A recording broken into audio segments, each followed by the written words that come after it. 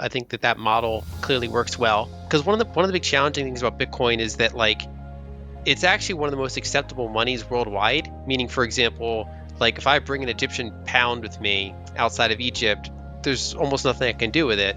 Whereas Bitcoin, you can actually take it to cities around the world, and you can actually find ways to spend it or find someone to convert it for you much easier than you ironically can with most fiat currencies.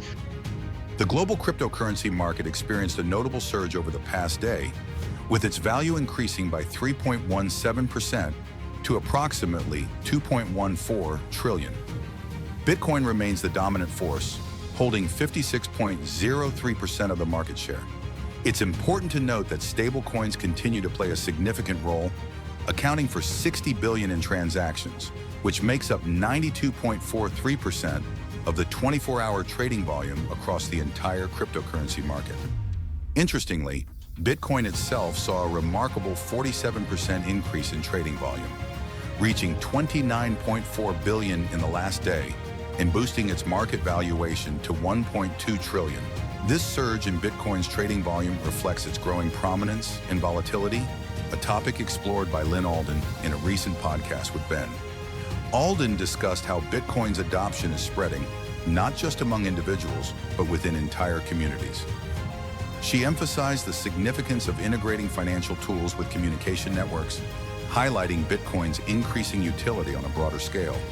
While Alden doesn't foresee a strategic reserve for Bitcoin being established in the immediate future, she remains open to the idea, suggesting it could further enhance Bitcoin's ecosystem and drive wider acceptance.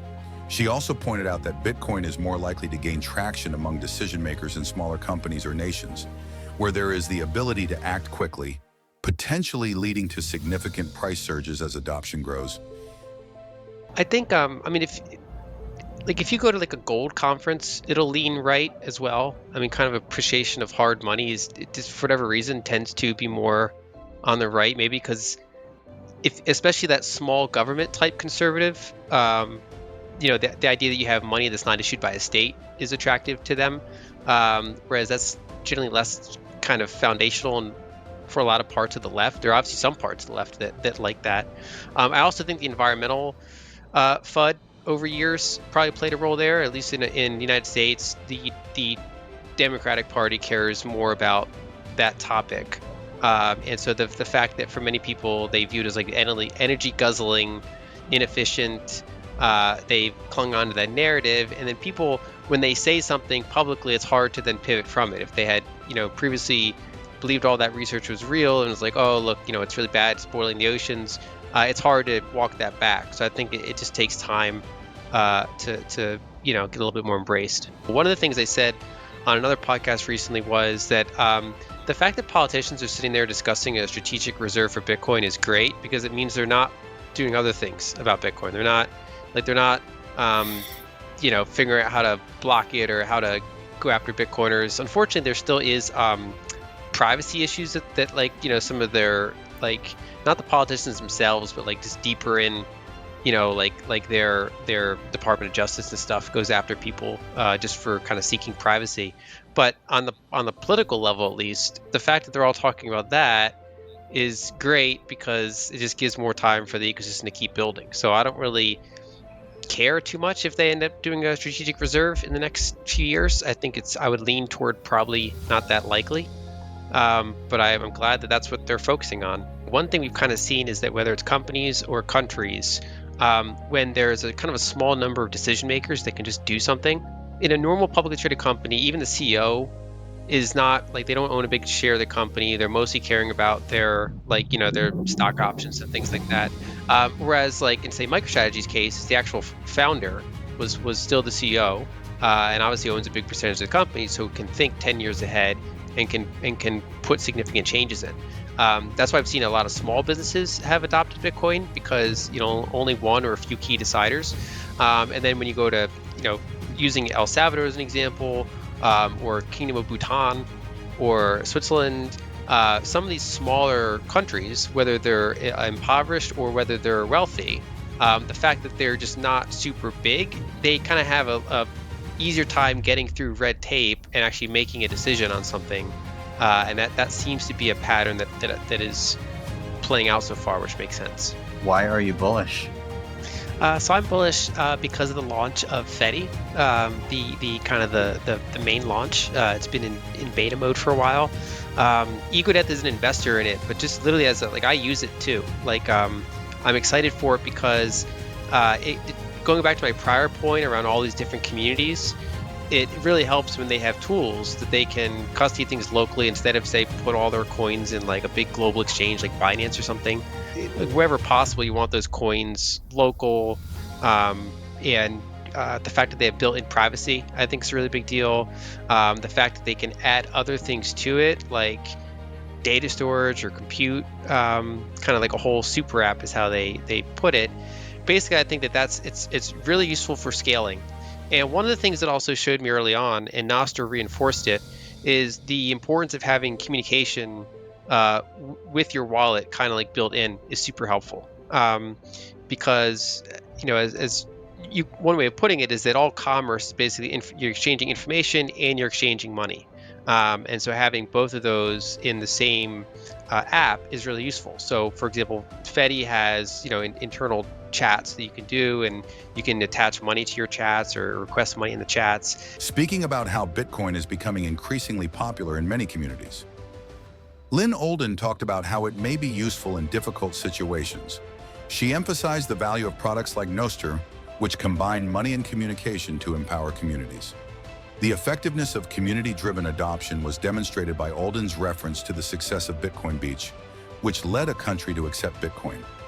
Alden stressed that rather than chasing after approval or getting sucked into the chaos, the real goal should be to grow and educate. According to Alden, the widespread formation of dense hubs that facilitate the spending and conversion of Bitcoin has led to the evolution of the cryptocurrency from individual acceptance to community-level growth. She sees this as a major turning point for Bitcoin's adoption and usefulness. Let's go back to the interview and watch more clips to gain insights from Lyn Alden. One of the things I found interesting is that on Nostr, for example, amid all that communication, I think of sats in unit of account. So normally we focus on it as, it's either store of value or medium of exchange. Unit of account's kind of the later thing, because it's still volatile, so most people don't think heavily in terms of unit of account. But on Nostr, it's like you get 1,000 sats on your like post or something, or you're giving out sats. I always just think of that number. I don't like, my mind doesn't even try to convert it to USD. It's just like that's the tipping environment on Nostr, and I think of it purely in Bitcoin terms. And so that kind of set of things is what I find really bullish. The fact that tools are coming out that empower these communities and that tie money and communication together in a really good way. One thing that I've kind of come to learn is that a lot of these aid organizations actually do use Bitcoin, because when they're moving money around, often in challenging environments, basically environments that need aid, they often don't have the best infrastructure, or there's other frictions. And so sometimes they do turn to Bitcoin, and they don't necessarily publicize that fact because some of their donors might have bad perceptions around Bitcoin.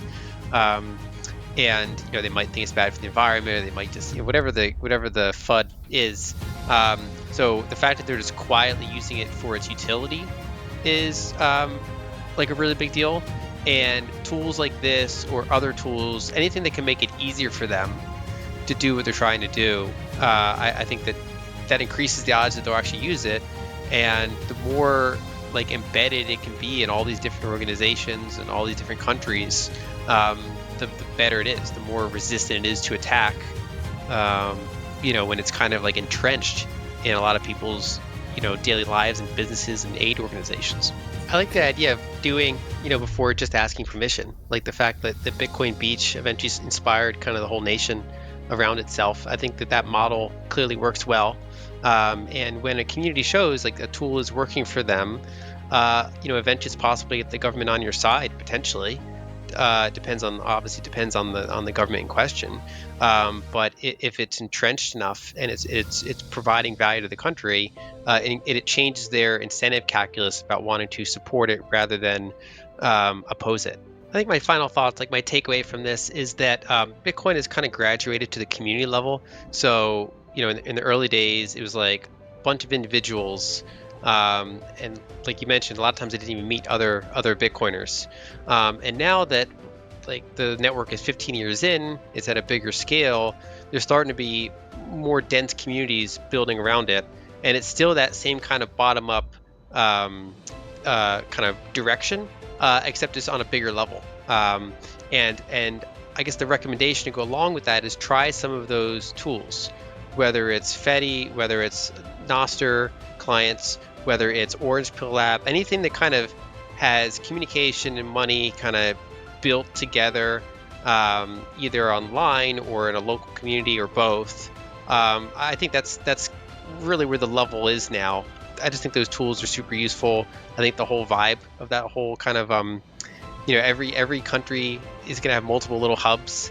Because one of the big challenging things about Bitcoin is that like it's actually one of the most acceptable monies worldwide. Meaning, for example, like if I bring an Egyptian pound with me outside of Egypt, there's almost nothing I can do with it.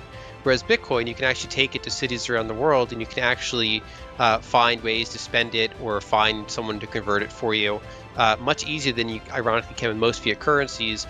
But until somewhat recently, there hasn't been these dense areas. Like in Egypt, the Egyptian pound is super liquid in Egypt. You can just, it's very easy to obviously spend with it there. And Bitcoin has kind of lacked that. But as these little communities build up, and there's like more density in one spot, kind of where you can actually like reliably spend it. That's really powerful, and I think that it's the fact that that's kind of materializing is a big deal. On Tuesday, Bitcoin and Ether saw significant price increases, with Bitcoin surging nearly 4% to 60,842, and Ether rising by 1.7% to 2,664. This spike is largely attributed to expectations that the Federal Reserve might hint at a potential rate reduction later this week. Investors are eagerly awaiting the minutes from the Federal Reserve's July meeting and Fed Chair Jerome Powell's address at the Jackson Hole Symposium, both of which could provide crucial insights into the U.S. rate outlook and influence the direction of the cryptocurrency market.